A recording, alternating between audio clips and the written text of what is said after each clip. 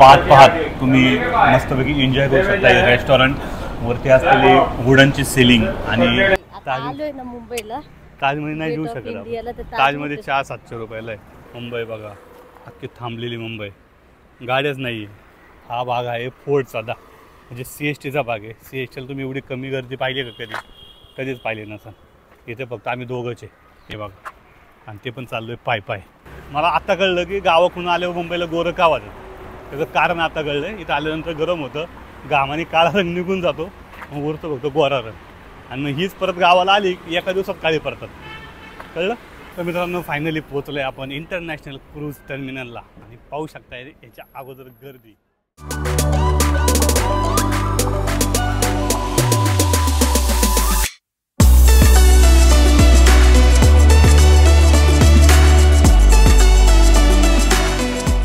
नमस्कार मित्रांनो, कसे आहात? एकदम मजेत ना. तर मित्रांनो, आत्ता वाजल्यास सकाळचे 6:30 आणि तुम्ही माणसाला एवढं सकाळ चालल्यात कुठं.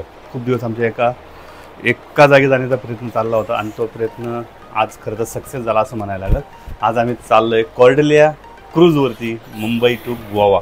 आणि या जर्नीमध्ये मस्तपैकी एन्जॉय करण्याचा प्रयत्न आम्ही करणार आहे, कारण की खूप दिवस आमचं चाललं होतं की या कॉर्डेलिया क्रूजवरती जायचं. तर आज आम्ही चाललो आहे, सुषमा, मी.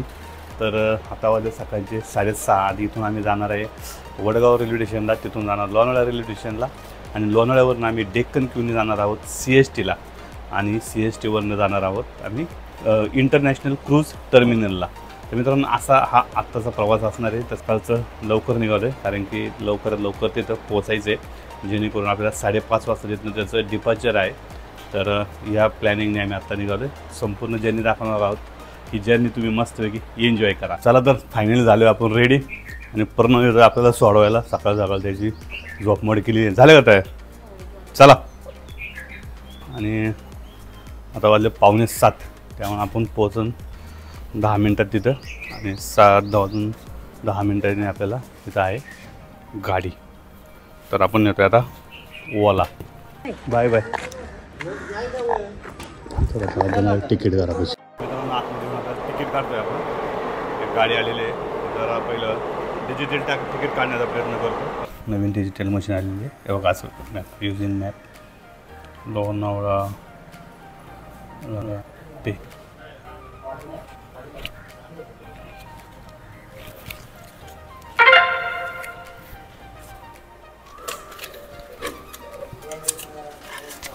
हो गया डिजिटल तिकीट. चला. ही पुण्याची गाडी अगोदर आहे, त्यामुळे तिकडं प्लॅटफॉर्मला जास्त गर्दी आहे. अजून ह्या प्लॅटफॉर्मला गर्दी नाही आहे. खुश दिसते बायको आज. पोरं घरी ठेवली आणि चालली. पैसे खर्च करू नाही, पण पोरं घरी ठेवून तुला काय वाटतं का नाही?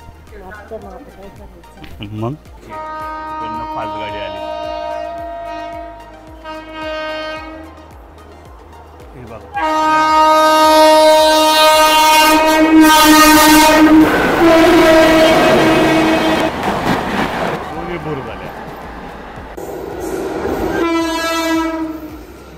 फायनली आलेली लोकल.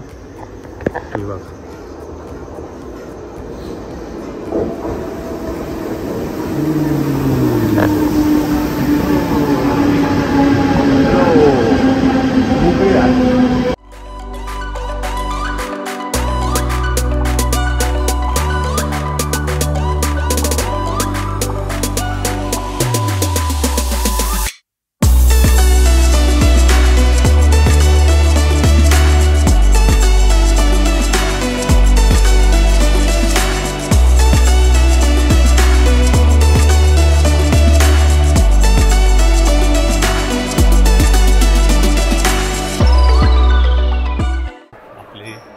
कोच जो आहे तो D3 मध्ये आहे.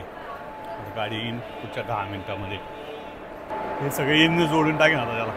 गाडी थांबून लगे येईन इथंच आहे ना. तर मित्रांनो, गाडी आलेली आहे आपली. आम्ही पण रेडी. D3.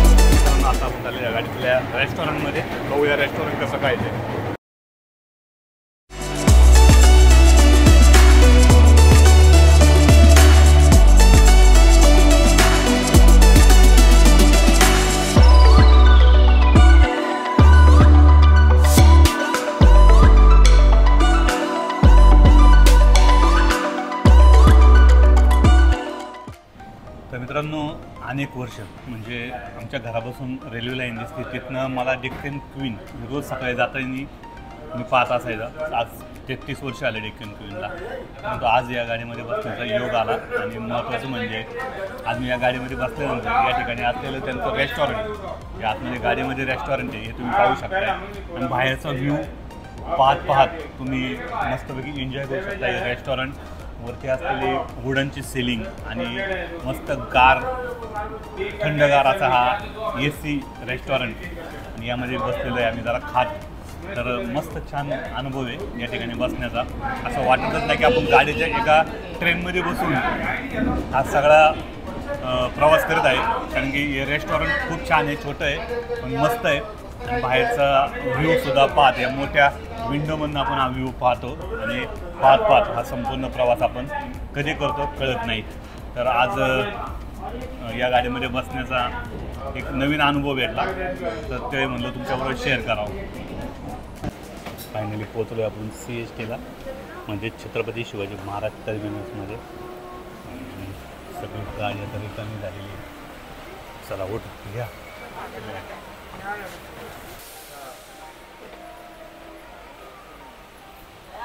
छत्रपती शिवाजी महाराज टर्मिनसला आता आम्ही उतरलेलो आहे दोघं पण. आणि आत्ता वाजल्यात 10:20, म्हणजे अजून खूप वेळ आहे. तर आमचा असा प्लॅनिंग चालला आहे की इथं पुढं सुषमाने गेट ऑफ इंडिया पाहिलेलं नाही आहे, तर प्लॅनिंग चाललं आहे तिथं जायचा. तर शक्यतो जाऊच, कारण गेट ऑफ इंडियापासून इंटरनॅशनल क्रूज टर्मिनल हे जवळ आहे. इथनं सुद्धा जवळच आहे, पण एकदा आपण तिकडे जाऊन तिला थोडंसं दाखवून आणतो, कारण की मी बघितलं नाही. लग्नाला 12 वर्ष आलेत, त्यामुळे तिने एवढ्या वर्षात तिला काही बघायला भेटलेलं नाही आहे. तर आता जरा तिला दाखवून आणतो थोडंसं. जायचं आहे का मग फायनल, का जीव चौपाटीला जायचं आहे? दोन इकडून नको, परत संध्याकाळी वेळ होईल आपल्याला. एकच बघू. चल चल, जवळ असेल तिथे जाऊ. चालतंय.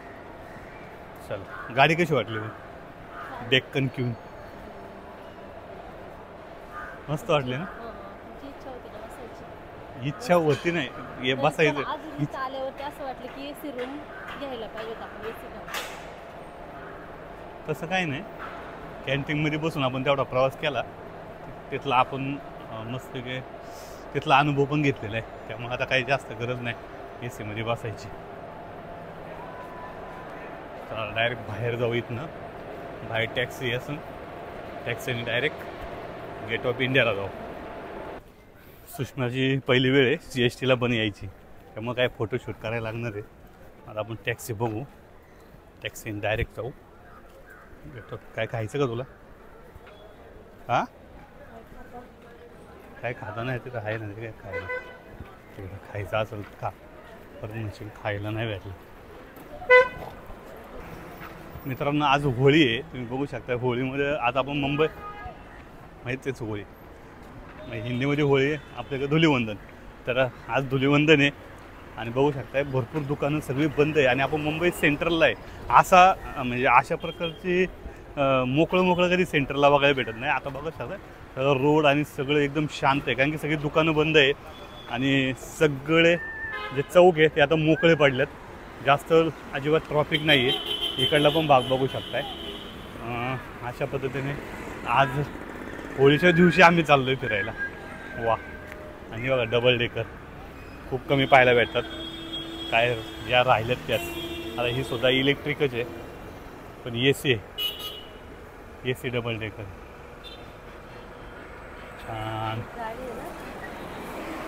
ओके. तर मित्रांनो आज होळी असल्यामुळं टॅक्सी पण खूप आहे, कमी आहे. त्यामुळे आता आम्ही ओलावरनं बुक करतो आहे. ओलामध्ये सुद्धा खूप लिमिटचं दाखवत ते. सगळ्या टॅक्सी बंदच. सगळेजण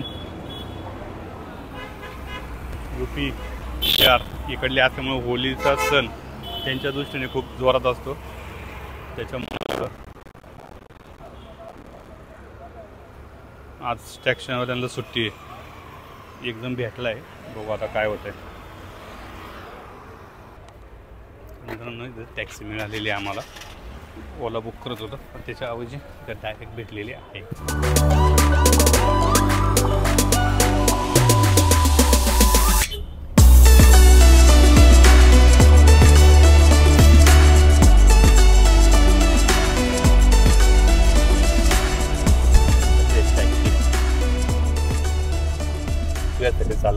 डायरेक्ट तिकडे गेलो असतो.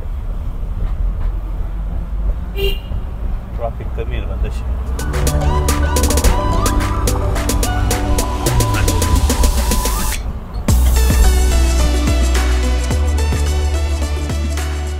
तर उतरलेलं आहे आपण आता टॅक्सीमधने. 50 रुपयात आलो. ओलामध्ये दाखवत होते 70 रुपये. 50 रुपयामध्ये इथपर्यंत आलेलो आहे. आणि समोर बघतायत ते आहे ताज हॉटेल आणि समोर दिसतो गेट ऑफ इंडिया. तर ते जवळ जात झाडामुळे दिसत नाही आहे, जवळ जायचं आहे. ताज हॉटेल सुचना. आता जेवायचं ते ताज हॉटेलला जेवायचं. ताज हॉटेलमध्ये नाही जेऊ. ताजमध्ये नाही जेऊ. त्याच्याशिवाय कुठं जेवायचं नाही. आता ताज- आलोय ना मुंबईला. ताजमध्ये नाही जेऊ गेट ऑफ शकत इंडियाला तर आपण. ताज ताजमध्ये हॉटेल. चहा 700 रुपयाला आहे. त्यामुळे ते नाही कॉफी पिऊ आपण नुसती. कॉफी तर मग अजून मागे 1200 रुपयाला. ते बघ तू पुढं जाऊन बघायचं आहे का? घे फोटो काढून आले एकदाच.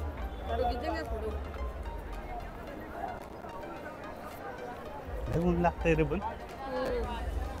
तिथे जायचं का मामाच्या बुटीने डायरेक्ट अलिबाग. मामाच्या बुटीने डायरेक्ट अलिबाग. इथंच बुटी आहे मामाच्या.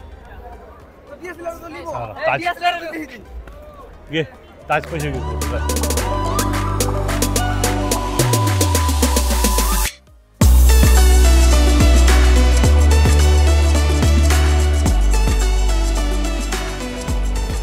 आज जरी होळी असली ना, गेट ऑफ इंडिया बसली गर्दी कधी कमी नसते. ही बघा गर्दीच गर्दी सगळीकडं. सगळे प्रत्येकजण आपापले फोटो काढायला दंग आहे. ताज हॉटेल आणि आपल्याला असलेल्या फेरी बोट आहे. आणि काही आपल्याला इथं मस्तपैकी फिरण्यासाठी या बोट आपण संध्याकाळच्या वेळेस घेऊ शकता. मित्रांनो, तुम्ही इथं गेट ऑफ इंडियाला आले की तुम्हाला अशा मोठ्या प्रवासी नावं दिसतात, ज्याच्यामध्ये तुम्हाला या सगळ्या ज्या होड्या आहे त्या तुम्हाला घेऊन एलिफंटा लेणी पाहायला जातात. एलिफंटा केव्ज जे आतमध्ये आहे. आणि तुम्हाला जर कधी पाहायचं असेल तुम्ही इथं येऊन जाऊ शकता. 115 रुपये तिकीट आहे एकाचं येऊन जाऊन. तर तुम्ही येऊ शकता, इकडं पाहू शकताय. तर आता सगळे लोक तेच तिकडं जायला सगळे थांबलेले आणि त्या बोटीसुद्धा तिकडं जाण्यासाठी थांबलेल्या आहे. आपल्याला तशा बोटी असतात, त्या बोटीमधून तुम्ही जाऊ शकता. बघा ते तिकीट घेतात. 115 रुपये तिकीट आहे केव्सपर्यंत नेऊन सोडायला आणि आणायला. सगळ्या बोटी त्याचे एलिफंटा केव्स जे की इकडं आतमध्ये आहे समुद्रामध्ये. मित्रांनो, जर वेळ असेला असता तर नक्कीच आम्ही एलिफंटा लेणीला गेलो असतो, परंतु वेळ नाही. कारण की यायला जायला आणि फिरायला असे त्यांना ते बोलले की 4 तास लागतात. म्हणजे 4 तास जर आपण तिकडे गेलो तर आता इथं वाजल्यात 12च्या म्हणजे आपल्याला वेळेत आपण नाही आलो तर मग अवघड होईल. त्यामुळे आम्ही कॅन्सल केले. आणि इथं तुम्ही आले कधी तर तुम्हाला गेट ऑफ इंडियामध्ये, गेट ऑफ इंडियाच्या शेजारी तुम्हाला भरपूर टूर्स, मुंबई टूर्स वगैरे पाहायला भेटतात, ज्यामध्ये तुम्ही पैसे देऊन तुम्हाला एक बस तुम्हाला संपूर्ण मुंबईचं दर्शन करून देते. तर तुम्ही आल्यानंतर तसे सुद्धा जाऊन दर्शन घेऊ शकता. मुंबई सगळी फिरू शकताय. तर अशा पद्धतीने आता आमचं जर फिरून झालं आहे, गेट ऑफ इंडिया पाहिलेलं आहे. आता पुढचं नियोजन काय? डायरेक्ट जायचं कोरडेल्याला? कोरडेली बीच नाही रे, तिकडे जायचं. तिकडे नको जायला, मग डबल पैसे जाय. मग आता तेच पाहून यायला पाहिजे होतं तिकडनं आपण.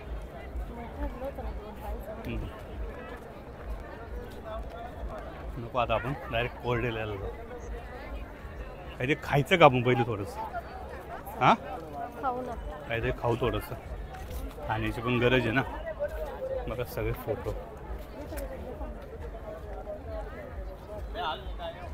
आता आलंय आम्हीच फोटोग्राफर असल्यामुळे फोटोवरचं प्रेम जास्त नाही आहे आमचं, त्यामुळे फोटो काय काढायला नको वाटते. कुलाबा पोलीस ठाणे. तर आता आम्ही प्लॅन केला की आता क्रूजवरती जायचं, कारण की इथं फिरायला गरमी पण भरपूर आहे आणि खूप भरपूर ऊन लागतं आहे. त्याच्यामुळे इथं काही फिरण्यात मजा नाही आहे. तर क्रूजवरती जाऊ. क्रूजवरती जेवण आहे, त्यामुळे तिकडे जेवायला तिकडे जाऊ. आता इथून आपण निघू पहिल्यांदा. तर हे बघू शकताय ॲसेंटिक सोसायटी मुंबई. हे खरं तर खूप जुनी बिल्डिंग आहे. 1804 मधली बिल्डिंग आहे. परंतु आज सगळं बंद आहे. मी तुम्हाला पुन्हा दाखवतो. मुंबई बघा, अख्खी थांबलेली मुंबई. गाड्याच नाही आहे. हा भाग आहे फोर्टचा, म्हणजे CSTचा भाग आहे. CSTला तुम्ही एवढी कमी गर्दी पाहिली का? कधीच पाहिली नसेल. इथे फक्त आम्ही दोघंच आहे, हे बघा. आणि ते पण चाललो आहे पाय. म्हणलं मस्त वेळ आहे आपल्याकडे भरपूर, जरा मस्त जरा रमत गमत हळूहळू गाड्या नाही काही बायको संग तेवढ्यात गप्पा मारायला भेटेल. हां. त्यामुळे चाललं आहे आपलं हळूहळू. आणि मस्त सावली आहे, टेन्शन नाही आहे. अख्ख्या रस्त्याच्या कडेने आपल्या अशी झाडं, ही सावली. मुंबईत गरम होतं बरं, आज काही गरम होत नाही. गरम होत नाही, म्हणजे गाड्या नाही आहे, गाड्या बंद आहे, रोडलाच गाड्या नाही आहे, तर काय करणार. त्याला गोरं व्हायचं असेल त्याने. हां, ज्याला गोरं व्हायचं असेल ना त्यांनी मुंबईला या, डायरेक्ट गोरं होणार तो. मला आता कळलं की गावाकडून आल्यावर मुंबईला गोरं का वाजत, त्याचं कारण आता कळलं. इथं आल्यानंतर गरम होतं, घामाने काळा रंग निघून जातो, मग उरतो फक्त गोरा रंग. आणि मग हीच परत गावाला आली की एका दिवसात काळी पडतात, कळलं. त्यामुळं म्हणजे आपण पण गोरं होतो बाबा. तर मित्रांनो फायनली पोहोचलो आहे आपण इंटरनॅशनल क्रूज टर्मिनलला. आणि पाहू शकताय याच्या अगोदर गर्दी, ही गर्दी तुम्हाला जवळनं दाखवतं, सगळी लाईन लागलेली आहे. आणि मला वाटतं चेकिंगला एवढा वेळ लागणार आहे प्रमाणाच्या बाहेर. बापरे, पक्की लाईन आहे सुषमे. तर मित्रांनो ऑलरेडी हा व्हिडिओ खूप मोठा झाला आहे, त्यामुळे हा ब्लॉग आपण इथंच संपवतो आहे. आणि पुढच्या ब्लॉगमध्ये काय असणार आहे तर मित्रांनो, पुढच्या ब्लॉगमध्ये असणार आहे कोरडेल्यावरती होळी सेलिब्रेशन कसं केलं आहे. आणि खरंच खूप भन्नाट असा व्हिडिओ असणार आहे पुढचा, त्यामुळे पुढचा व्हिडिओ पाहायला नक्की विसरू नका. तर मित्रांनो हा व्हिडिओ आपण इथं समाप्त करतो आहे. तर भेटूया पुढच्या व्हिडिओमध्ये, तोपर्यंत बाय बाय.